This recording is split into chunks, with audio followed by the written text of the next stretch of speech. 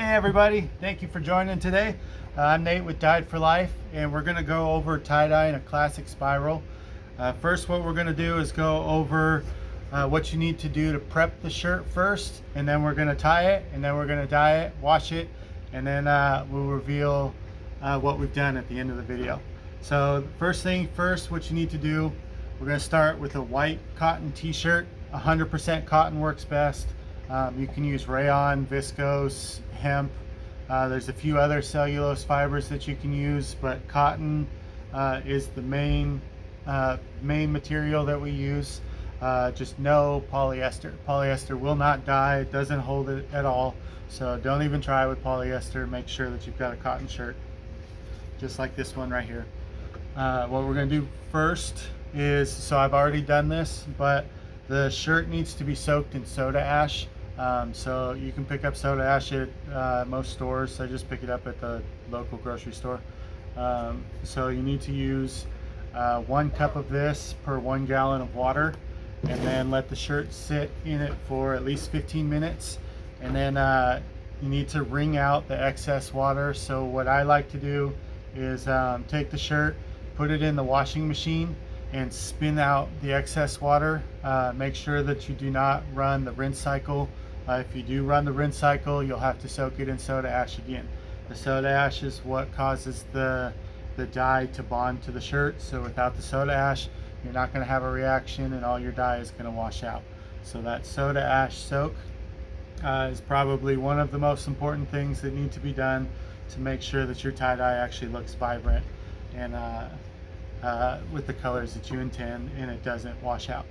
All right, so after soaking your shirt in the soda ash, now we're going to take the shirt, turn it inside out, and then lay it face down on the table.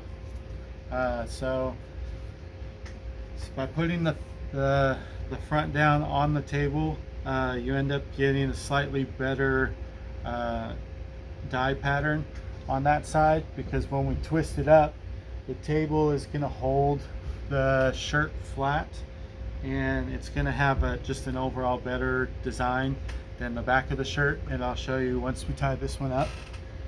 So after you lay it down, you need to lay it as flat as possible. Take out all of the wrinkles everywhere, in your sleeves, in your corners. Just make sure that the whole shirt just lays down flat. Okay. Now the tool that I'm using right here, these are forceps that I have ground off the teeth, so that when I put my when I grab the shirt with these, when I take it off, it doesn't tear the shirt. So if you do not grind the teeth off of this, you could end up putting a hole.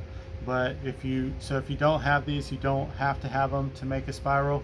What you can do is you can use your fingers and just make a twist like this and spiral it up. Okay, but what we're going to do is I'm going to go over with this, and so I'm going to flatten this back out.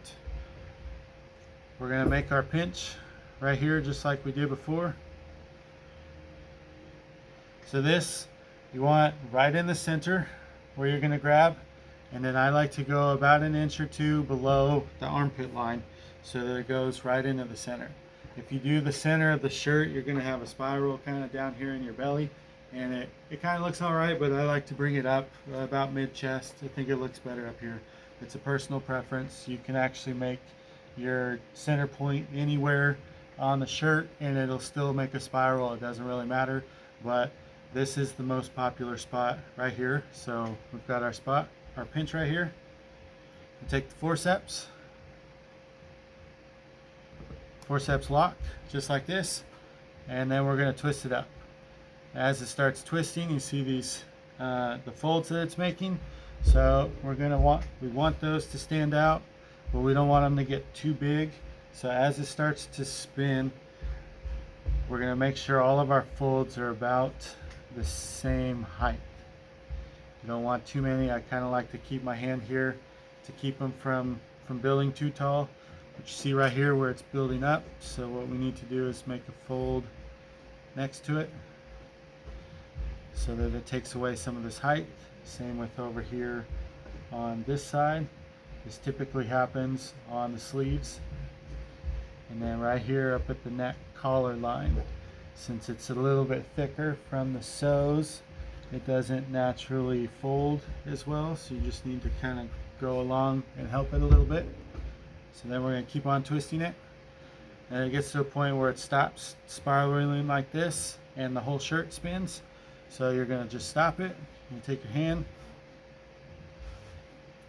and we're going to tuck the rest of the shirt. So I've got this still. I've made this first tuck, and I'm holding this, and I'm going to hold it tight right here. So I want this to be as tight as possible. And what we're going to do is we're going to fold the rest of the shirt in just like this. And every time that we change, we're going to find a spot right here to hold the tension so that the shirt does not pop back out. We want this spiral to stay pretty much as tight as possible.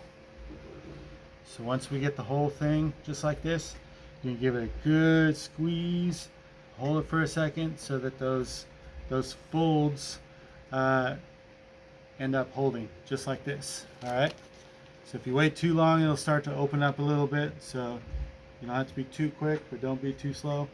All it's going to take is 4 rubber bands. Put 2 fingers in just like this. And you're going to drag the bottom across the table. And it should just slide under the shirt. It may grab the shirt a little bit, and you can use your fingers to try to hold it still. But your main goal is to try not to let the shirt move. If these unfold, it's not going to tie right. So you want this shirt to stay tight, just like this. All right, so after the first one's on, turn it 90 degrees. Make sure it's still tight, just like that. Take the next rubber band, stick it under, so you can use your thumbs like this to hold it still if you need. I'm going to set it right there. So that's going to hold the shirt still for the most part. We're going to put 2 more on still, but before we do that, we're going to take this off. So you unhook it, you pull it a little bit so that it gives it a little room down here at the bottom to come off. You stick your fingers here and just wiggle it out a little bit. You don't want to pull the center out. If the center pulls out, you're going to mess up the whole shirt, and you're going to have to untie it, spread it back out, retie it back up. So you don't want to do that. Just try to keep this as still as possible. So now that we got it off, putting 2 more on. Putting 1 right here.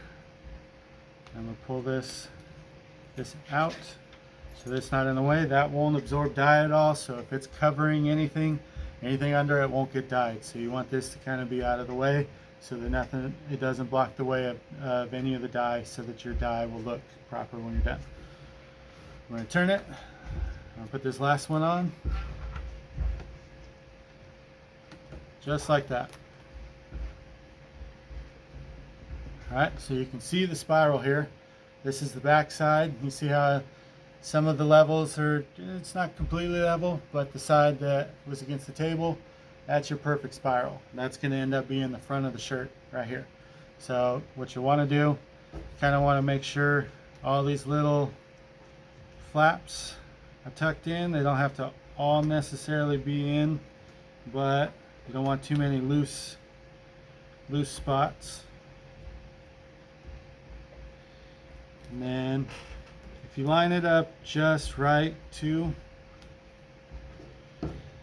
where all your rubber bands come to the center right here, when we go to dye it, each one of these will be a different color. So it makes it a little bit easier to know where you're going to add dye. So now we're going to take this over to the dye table and dye it. Alright, so here we got 8 colors.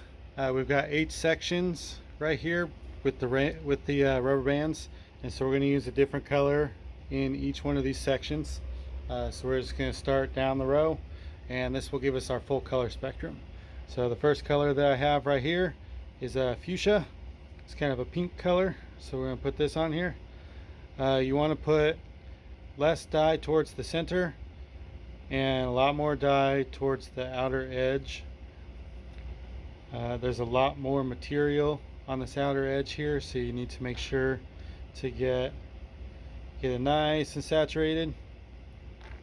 It's going to bleed over into the other sections a little bit, A little bit of bleed is okay because the colors are going to blend into each other. You don't want to get too much, like here in the middle sometimes can get too much. So actually what I like to do so that there isn't too much bleeding is I put my main colors down first. And so the first one was fuchsia. My next one is going to be this lemon yellow right here. So we're going to skip right here, and this one is going to be the lemon yellow. So we'll put our yellow right on this one. Make sure to get right here in the center.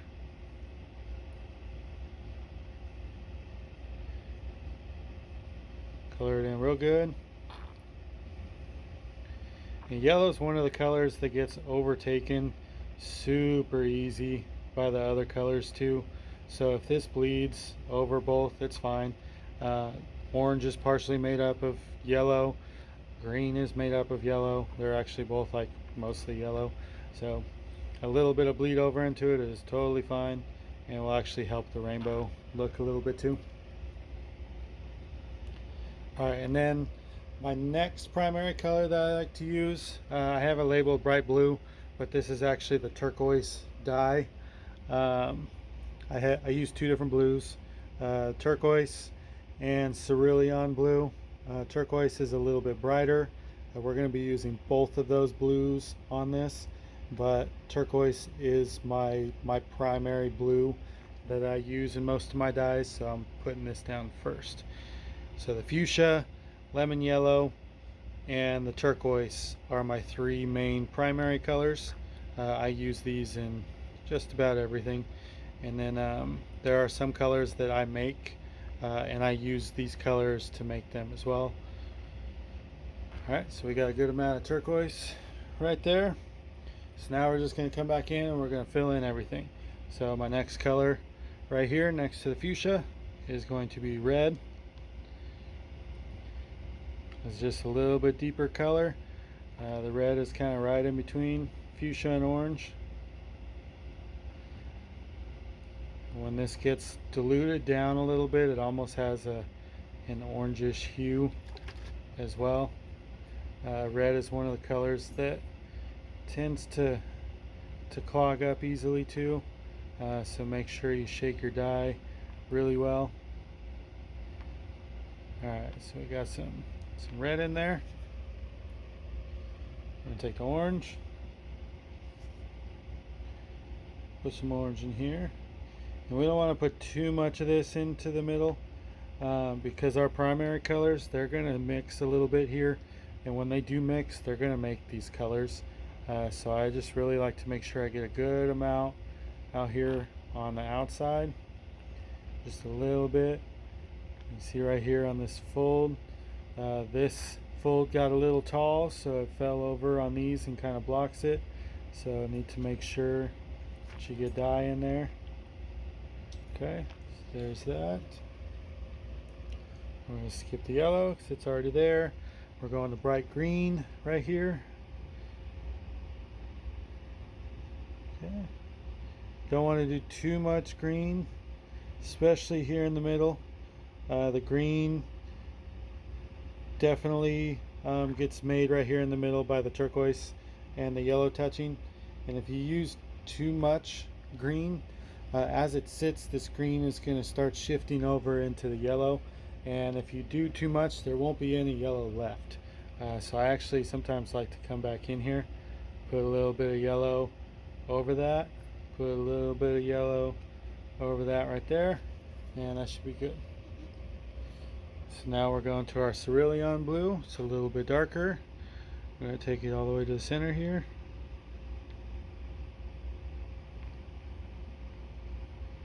Yeah, this is a good blue as well. These are cerulean and turquoise are my two blues that I like to use, just depending on what color spectrum I'm going. Good amount right there. Any colors that I make that are like deeper, like if I want to make an indigo or a navy or something like that, I'm going to use that color as my base, and then I'm going to darken it or put a little bit of purple or violet into it to try to make it indigo as well. Alright, so then we're going to go with our last color here with a purple tone.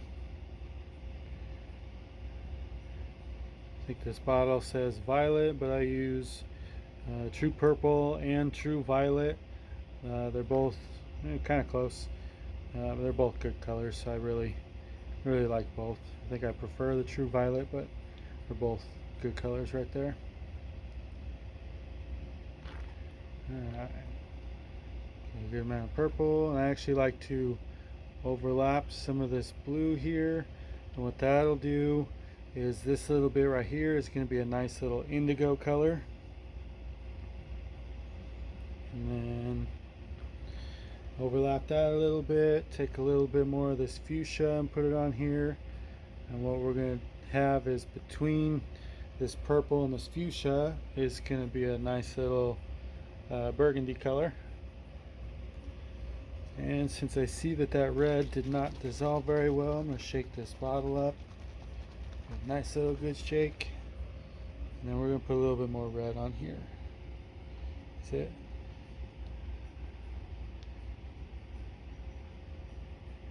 And when you see it clump up on top like that, that means that it is not going through all the layers. So we want to make sure that there's some in there. Red is notorious for doing this. Sometimes fuchsia does as well, so be sure to mix your dyes really well. Okay, so from here, what we're going to do, we're going to flip this over. Now that we've got dye all on it, you can see there's a little bit of color that's gone through. That's about how much we want. Now we're going to take the black dye right here, and we're going to start on the edges. You'll put just enough on so that it doesn't drip. You don't want to overpower it right here towards the edges. You can go just a little bit on here. Make sure it saturates in a little bit. And then we're going to start going back over it. What we're doing here is we're covering the whole side of this in black. What this will do is when it's untied, what you'll see is the rainbow color will be the spiral, and then there'll be black lines that protrude from the center that give a lot of contrast to it that will make your spiral stand out. To me, this is the classic popular tie-dye design. When most people think of tie-dye, this is the design that they think. Alright, so actually, let's do a little bit here, right there. Now, depending on how thick of lines you want, will be depending on how much black you want here. And even so, you could even leave a little bit of color or a little bit of room for some white on the other side. So if you only put a little bit of black on this side and a little bit of color on the other side, you'll have some white in it too. But I tried to saturate it fully.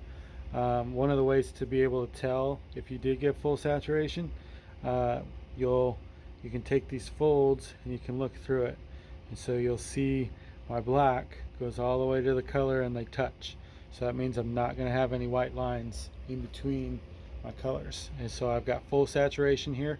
So this side is fully black, and this side has my rainbow.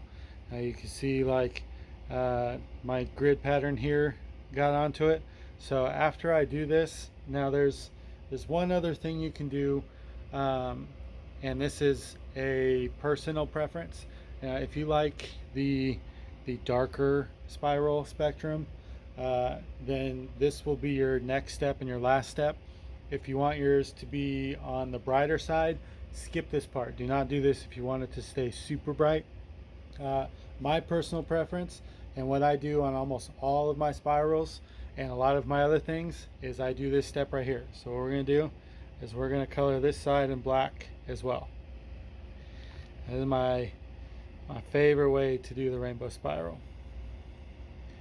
And what this will end up doing is it's not going to turn this black. So the colors that were on here first, they're going to dye the shirt most of the way. And so instead of black right here, what we're going to have is just darker color. And so you'll end up having black lines. super bright color and then some darker color. So you'll have tons of contrast in this. All right, so we'll get a good amount of black on there. Okay, now the whole thing is covered. We're gonna look at it again. Yep, it's all covered. You don't really want this to be dripping. If it's dripping, you have too much dye. So it looks like we have a good amount. I see that there's a little bit of white there. So what we're gonna do is we're gonna take some red. Take a little bit of red, and there we go. So now this is good to go. So now that we've let our shirt batch for 24 hours, we're gonna rinse it out. So I always put it in a bag while it batches so that it doesn't dry out. Actually, before we rinse it, what we're gonna do, we're gonna make some hot soapy water for it to soak in.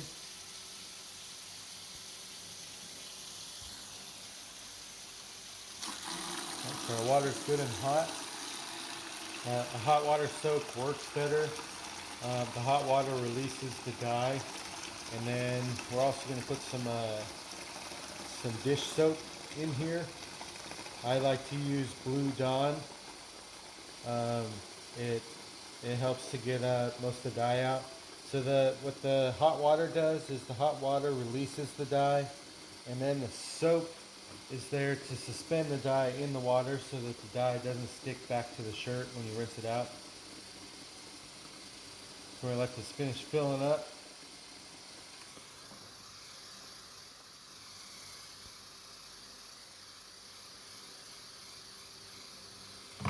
Right there is good. Move this out of the way. And we're gonna let the water cool off. We're gonna rinse on cold water. All right, so water's nice and cold. Move this over here. And we're gonna rinse this out until it becomes mostly clear. It's not ever gonna come clear, but you can see how much dye is coming out of there. There's a whole lot of dye, super thick.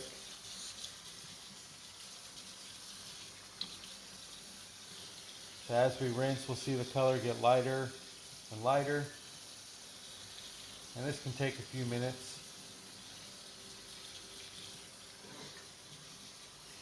I'm gonna flip it over, rinse this other side too.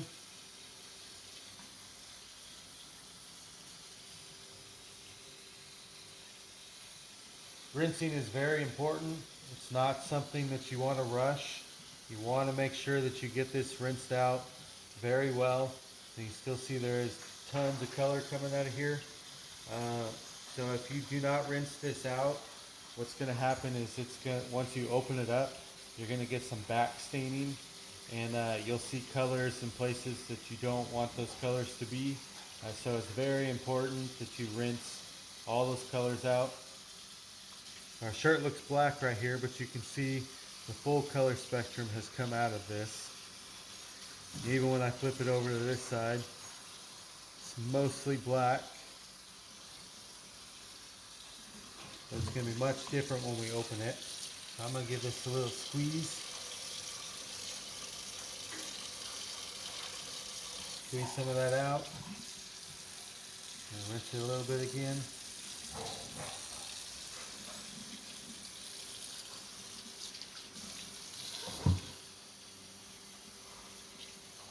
It looks like this fuchsia over here, still quite a bit of fuchsia in there. The fuchsias and reds and purples, they take a little bit to rinse out. You see quite a bit of color still coming out of there. It's still getting much lighter.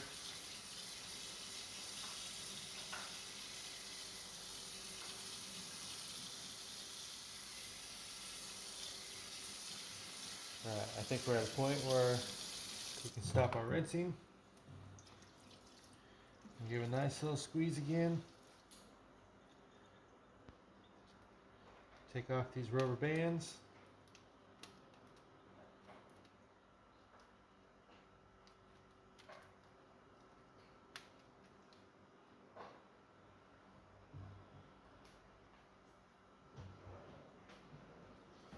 And we're going to open the shirt up.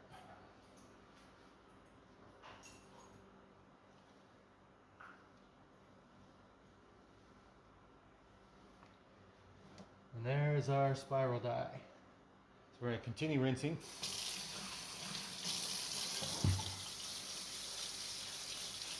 You want to rinse very well right here. We're going to get the rest of the dye out. You want to open up all the folds. Make sure you don't miss any spots. Every little fold can hold some dye, and that dye can stain your shirt, so it's very important that you rinse out all of this dye. You don't want any dye left. Hit every spot really good.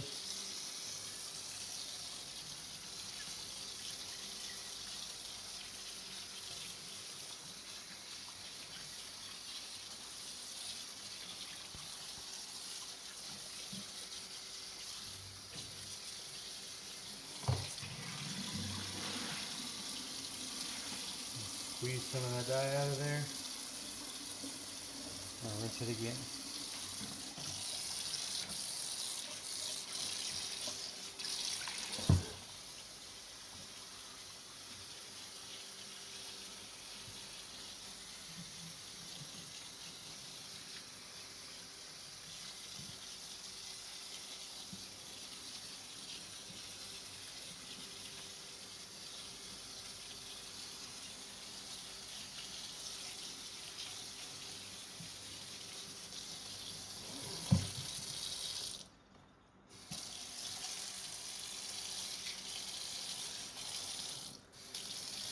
So hot water rinse.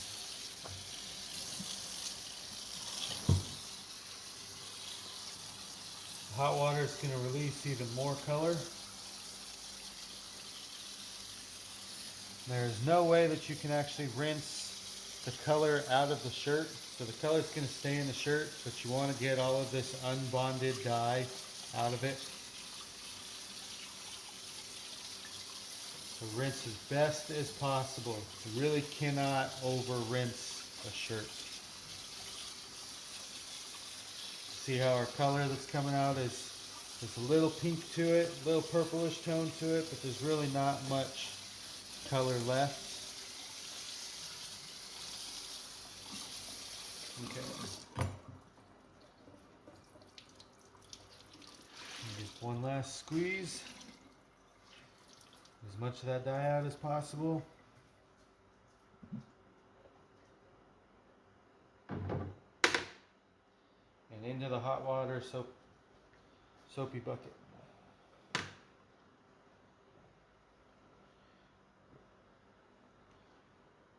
Make sure it's in there good. And it's going to sit in there for about 20 minutes, at least 20 minutes. So you can let it sit for longer. Don't let it sit for too long, so 20 minutes to an hour tops. But typically I only leave it for about 20 minutes. So after 20 minutes, we're going to pull it out, and then we're going to rinse it again, and then we're going to wash it. All right, so now that our shirts have soaked for over 20 minutes, we're going to dump this out. Do this little rinse.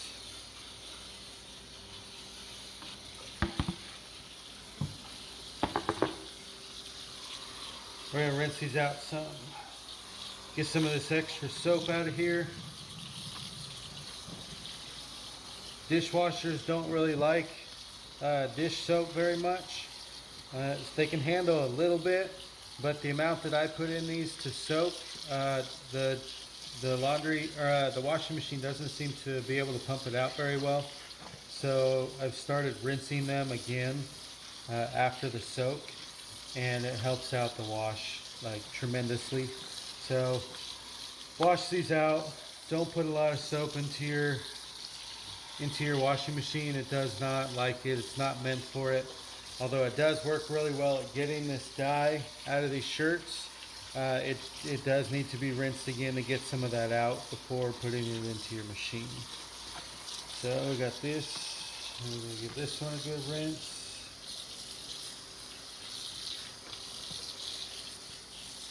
You don't want to rinse all of the soap out.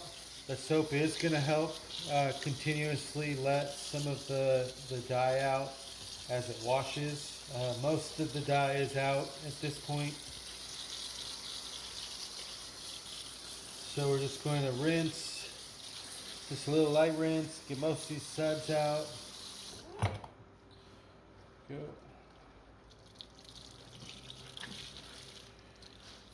I'm going to wring it out. Put it back into the bucket.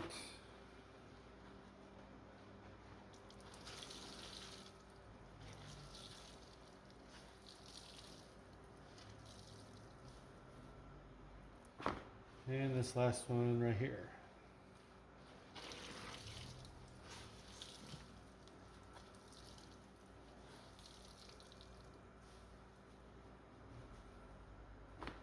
All right, so now that we got our shirts in the bucket, we're going to go put these in the wash. Okay, so we're going to put our shirts in the washing machine. Just toss them in there. Throw in an old towel. That old towel is going to help catch any of the last of the unbonded dye. And put it in.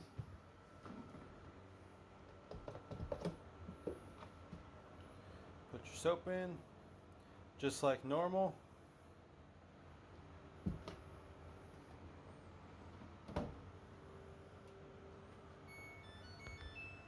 And we're going to do a regular wash with an extra rinse.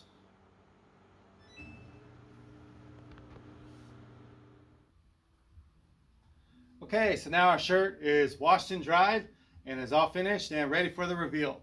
So to continuously wash this, I recommend washing with cold water and either tumble dry or air dry. That'll prolong the fabric. You don't have to worry about any of the dye washing out because it is now a permanent bond to the fabric, and so your dye should stay nice and vibrant for the rest of its life. So here we go. And there's our spiral. Front side, back side is going to be the same. We've got all of our colors here, a full spiral, some black protruding from the middle, and this is our classic spiral design. Thank you for watching. Be sure to subscribe and stay tuned. We'll be making more videos for more designs as time comes by. This is the first, and so thank you for watching and appreciate it.